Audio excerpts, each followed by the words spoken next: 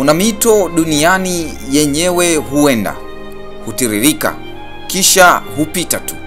Ila si kwa mto huu uliopo katika ardhi ya Tanzania. Huu ni mto unaochora ramani ya maisha kuanzia vilele virefu vyenye theluji ya mlima Kilimanjaro, kupitia ardhi yenye rutuba ya Tanga hadi kupotea taratibu kwenye mikondo ya bahari ya Hindi. Ni mto ambao makabila ya Wapare, Wachaga, Wazigua na Wabondei wameuita msuli wa ardhi yao. Huu ni mto Pangani, a river with a soul. Fuatana nami kwenye simulizi ya mto ambao kwa karne nyingi umebeba hadithi za wafanyabiashara, vita, ufalme, ukame na baraka.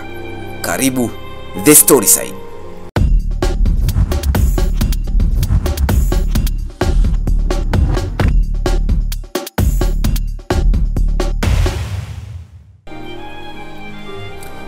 Kila safari ya hadithi kubwa huanza na siri, na safari ya mto Pangani inaanza juu kabisa, mahali ambapo dunia inaonekana ikigusa mbingu. Huko kwenye makorongo ya mlima Kilimanjaro na mlima Meru, palipojaa ukimya ambao hata upepo huheshimu.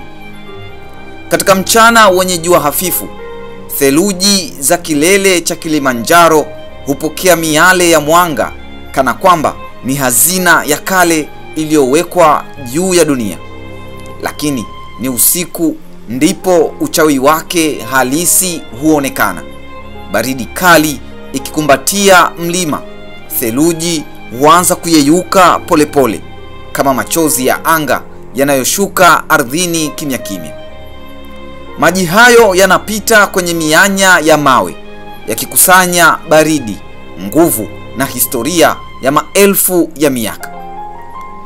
Kadri yanavyoshuka, maji haya huungana na mito midogo ya karne nyingi. Mto Lumi wenye sauti ya maporomoko, mto Rau mnyenyekevu unaocheza kwenye mabonde, mto Karanga unaopita kwenye mashamba ya ndizi, na mto Weruweru unaobeba vuguvugu la jua la asubuhi. Mkondo kwa mkondo na tone kwa tone, nguvu hizi ndogo za kiasili huungana kuwa mwili mmoja mkubwa ambao ni mto Pangani. Kwa watu wa Kichaga, hili si suala la maji tu, bali ni uhai. Wanasimulia kwa vizazi msemo wao maarufu ya kwamba maji ya Pangani yanatoka mbinguni, tunayaona yakishuka duniani. Si tu methali, bali ni imani yao ya karne nyingi ya kwamba maji haya yana baraka ya moja kwa moja kutoka mawinguni. Waliamini kwamba mtu akichota maji ya mto Pangani alfajiri, huku akitamka ombi moja tu lililo moyoni mwake, basi ombi hilo lingeenda moja kwa moja kwa Muumba bila kupotea hewani. Kwao mto Pangani si mto tu, bali ni moyo unaopiga kati ya mlima na ardhi. Ni sauti ya vizazi vyao, ni uhai wa mashamba, na ni kumbukumbu ya mahusiano ya wanadamu na milima yao mikubwa. Kadiri mto Pangani unavyoacha milima na kuanza kujishusha taratibu kuelekea mabonde, mandhari ya maisha hubadilika kama ukurasa mpya wa kitabu cha kale. Katika nyanda za juu za Kilimanjaro na maeneo ya Marangu, Rombo na Moshi vijijini, mto huu unaingia kwenye ardhi yenye rutuba ambayo vizazi vya wakulima wanalima kwa makini na heshima kubwa. Mashamba ya ndizi hujipanga kama nguzo za kijani, yakifuatwa na mistari ya kahawa inayong'ara chini ya mwanga wa jua la asubuhi. Kadiri unavyosogea mbele, mahindi hucheza na upepo, huku mashamba ya mpunga yakisubiri maji ya mto Pangani kama mtoto anavyosubiri mkono wa mama yake. Kila kijani unachokiona hapa kina alama moja ya pamoja ambayo ni maji ya mto Pangani. Kwa urefu wake wa takribani kilomita 500, Pangani hupasua milima, mabonde na misitu kama msafiri wa kale anayejua njia zake zote za siri. Katika maeneo ya juu unaweza kuuona ukiwa mwembamba, wakati mwingine upana usiozidi mita 10 hadi 20, lakini kadiri unavyoendelea kushuka, mto hutakata na kupanuka. Kisha ukifika maeneo ya karibu na mabonde makubwa, upana hufikia mita 70 hadi 100. Kina chake hubadilika kama tabia ya mtu mzima. Kuna sehemu za utulivu zenye kuzama kwa mita 2 hadi 5, lakini pia zipo sehemu nzito ambazo wenyeji husisitiza zina kina cha zaidi ya mita 15, hasa karibu na maeneo yenye mamba na viboko. Katika msimu wa kiangazi, Pangani hutiririka kwa sauti ya upole, kama msemaji mwenye busara anayeongoza watu wake bila kelele. Lakini kwenye misimu ya mvua, sauti hiyo hubadilika. Mto huo hutetemesha ardhi, ukionyesha kwamba chanzo cha uhai kinaweza pia kuwa kisasi cha maumbile. Wenyeji husema Pangani akichukia hakuna anayelala, wakimaanisha mafuriko ya ghafla yanayoweza kuja bila taarifa. Unapoendelea kuteremka kuelekea Same na Mwanga, mazingira yanabadilika tena. Misitu ya asili inakuwa minene, ikificha siri na viumbe wanaoishi humu kabla hata ya historia kuandikwa. Nyoka wakubwa hutambaa kwa utulivu, swala na paa hupita upesi kama upepo, ilhali viboko na mamba hupumua kwa sauti nzito ndani ya kina cha mto kama walinzi wa asili wa mto Pangani. Katika maeneo haya, mto huu unalisha maelfu ya ekari za mashamba, lakini kwa wakati huo unang'ara kama kisu chenye makali pande zote mbili. Mto ukipungua maji, ukame hukumba vijiji; ukizidi, mafuriko husomba mashamba na makazi. Mto Pangani ni mto unaoleta matumaini na mafunzo kwa wakati mmoja. Wenyeji wanauita mto wa falsafa kwa sababu kila mkondo wake unaanzia somo fulani: uvumilivu, nguvu, ukarimu na pia onyo. Hivyo wanasema mto Pangani haupiti bila kukumbukwa. Kwao si maji tu yanayotembea, bali ni roho ya ardhi, ikihama kutoka sehemu moja kwenda nyingine, ikiacha alama kwa kila aliye karibu nayo. Katika karne ya 18 na 19, mto Pangani haukuwa tu mkondo wa maji, ulikuwa njia kuu ya uchumi wa kaskazini mwa Tanzania. Ni kama uti wa mgongo uliounganisha vilima vya Kilimanjaro na misitu ya Usambara hadi pwani ya bahari ya Hindi. Wafanyabiashara kutoka maeneo ya Marangu, Machame, Rombo na Moshi walishusha bidhaa zao kupitia mto huu: nyuzi za ndizi, ngozi za wanyama, kahawa ya asili, asali yenye harufu ya misonobari, dawa za asili na mazao ya misituni. Walitumia mto Pangani kama njia ya haraka kuelekea bandari ya Pangani Town, bandari iliyokuwa ikichangamka kwa jahazi za Waarabu, Waswahili na wageni kutoka mbali kama Gujarat na Zanzibar. Lakini pembeni ya biashara hiyo kulikuwa na kivuli kizito. Katika kipindi cha biashara ya utumwa, mto Pangani ulipewa jina ambalo wenyeji walitangaza kwa sauti ya huzuni, yani mto wa machozi.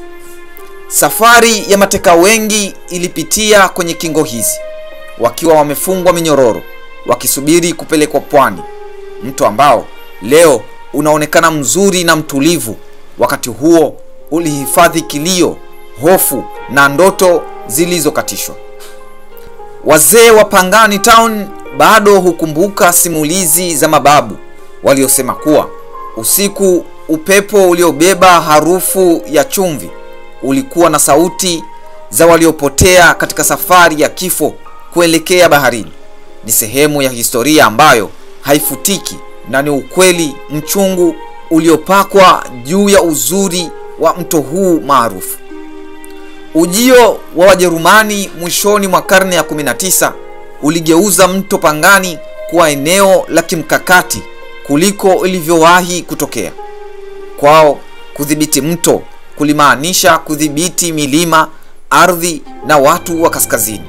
Mto Pangani ukawa njia ya kusafirisha silaha na vifaa vya kivita, njia ya kufikia maboma yao ya kijeshi na kizuizi cha asili kilichotenganisha maeneo yaliyokuwa yakipambana. Na katika nyaraka za kikoloni, askari mmoja Mjerumani aliandika maneno yenye ukakasi na usahihi wa kimkakati akisema, Pangani is a river that decide who rules the north, akimaanisha ni mto ambao unaamua nani anatawala kaskazini.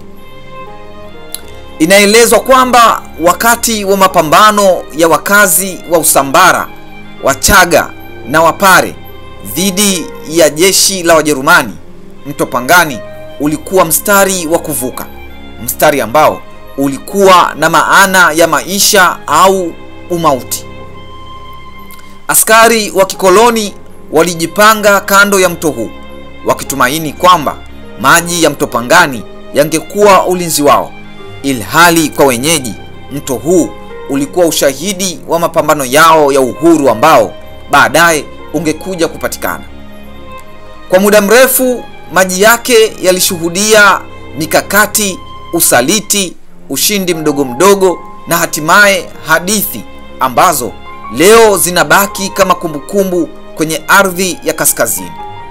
Baada ya kusafiri mamia ya kilomita kutoka vilele vyenye baridi ya Kilimanjaro na Meru, kupitia mabonde yenye joto la Same, misitu ya Usambara, mashamba ya mpunga na ndizi na vijiji vinavyoishi kwa mapigo yake, hatimaye mto Pangani unasalimu amri mbele ya bahari ya Hindi.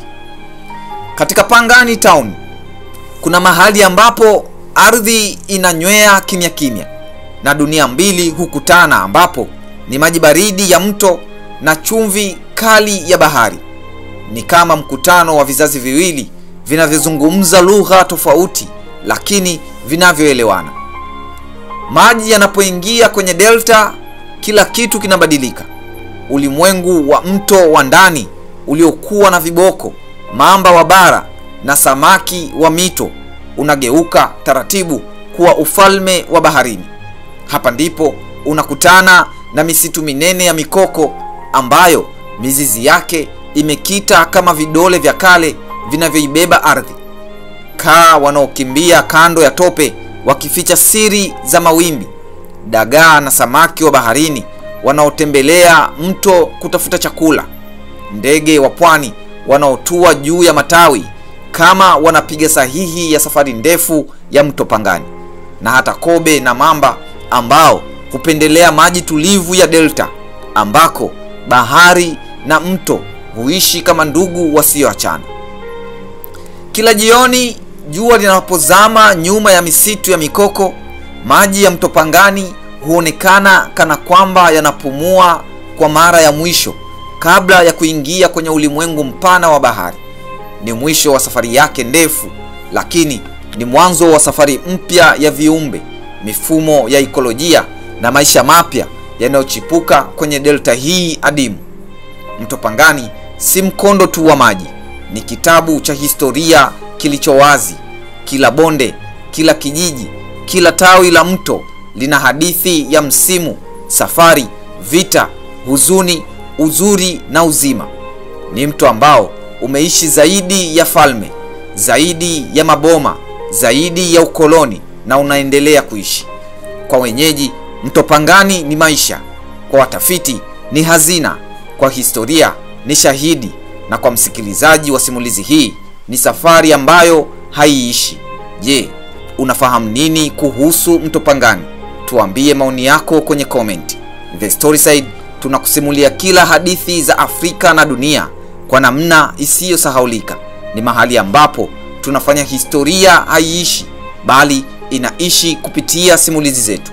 Usisahau kusubscribe, kulike na kushare simulizi hii kwa wengine. Tuonane kwenye simulizi inayofuata. hapa The Storyside.